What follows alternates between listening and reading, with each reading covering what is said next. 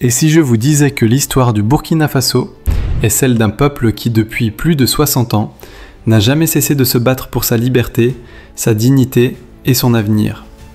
Des présidents renversés, des révolutions sanglantes, un leader visionnaire assassiné, et aujourd'hui, un pays en quête de souveraineté.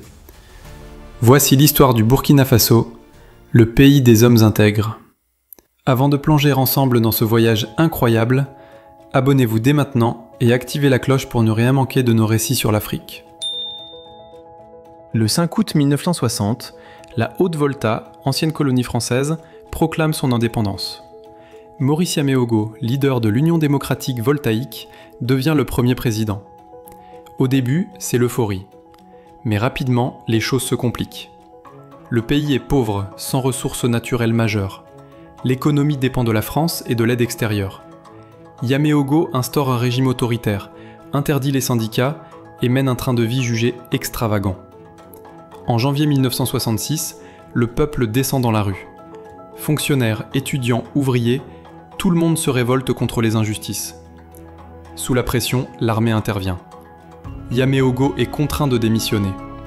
La Haute-Volta connaît son premier coup d'État. Après Yaméogo, c'est le général Sangoulé Lamizana qui prend le pouvoir. Il gouverne d'abord comme militaire, puis tente une transition vers le multipartisme.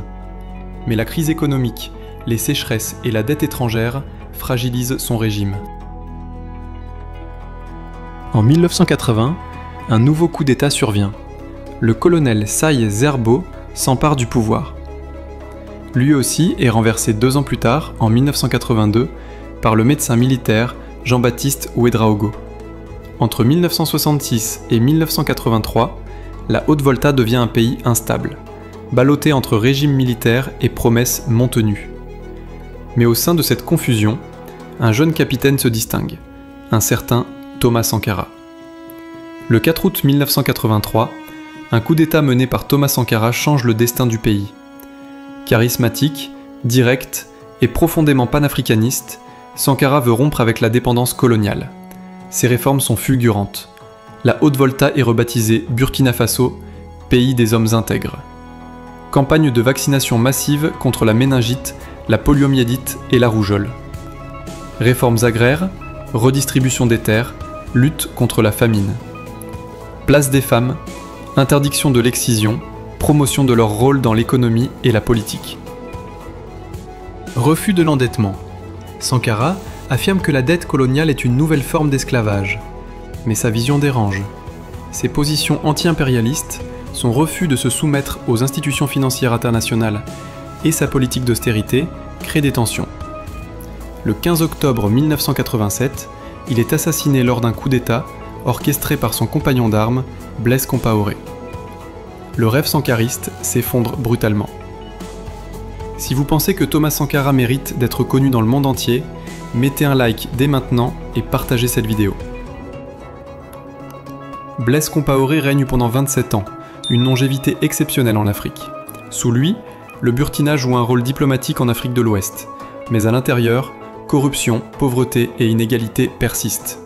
Le souvenir de Sankara hante son régime. En 2014, il tente de modifier la constitution pour briguer un nouveau mandat. C'est l'étincelle de trop. Le peuple se soulève dans une insurrection historique. L'Assemblée nationale est incendiée. Blaise Compaoré fuit en Côte d'Ivoire. C'est la victoire du peuple burkinabé contre l'autoritarisme.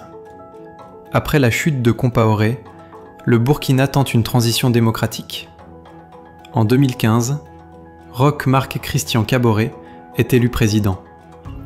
Mais un nouveau défi surgit. Le terrorisme djihadiste. À partir de 2016, les attaques se multiplient. Des villages entiers sont détruits. Des milliers de familles fuient leurs terres. L'armée peine à répondre. Et l'État perd le contrôle de certaines régions. L'espoir démocratique s'effrite. Et la colère monte à nouveau dans le pays. En janvier 2022, un coup d'État militaire renverse Kaboré. Mais le nouveau leader, Paul-Henri Damiba, déçoit rapidement. En octobre 2022, il est à son tour renversé par un jeune capitaine de 34 ans, Ibrahim Traoré. Aujourd'hui, Traoré incarne une nouvelle génération de dirigeants africains. Il promet de restaurer la sécurité. Porté par une jeunesse en quête de souveraineté et d'indépendance, il promet un Burkina nouveau, libéré des ingérences étrangères. Il inspire une jeunesse burkinabé et africaine avide de changement. Mais les défis sont immenses. Insécurité persistante, crise humanitaire, tensions diplomatiques. L'avenir du Burkina Faso reste incertain, mais sa volonté de liberté demeure intacte. L'histoire du Burkina Faso est celle d'un peuple qui ne se résigne jamais. Un peuple qui, malgré les coups d'État, les trahisons et les drames, reste fidèle à son nom. Le pays des hommes intègres. Si cette histoire vous a inspiré, abonnez-vous pour découvrir d'autres récits puissants de l'Afrique. Laissez un commentaire, selon vous, Thomas Sankara est-il encore l'homme qui incarne le mieux l'esprit du Burkina Faso ? Et surtout, partagez cette vidéo pour que le monde entier découvre la force et la résilience du Burkina Faso. En résumé, l'histoire du Burkina Faso ne commence pas en 1960, mais bien des siècles plus tôt. Sur ces terres vivaient de puissants royaumes, comme les Mossi, qui résistèrent avec courage aux envahisseurs avant de tomber sous la colonisation française à la fin du XIXe siècle. Rebaptisé Haute-Volta, le pays obtient son indépendance en 1960 avec Maurice Yaméogo, mais la soif de liberté du peuple met rapidement fin à sa dictature, ouvrant une ère de coup d'État militaire. En 1983, un jeune capitaine charismatique change le destin du pays, Thomas Sankara.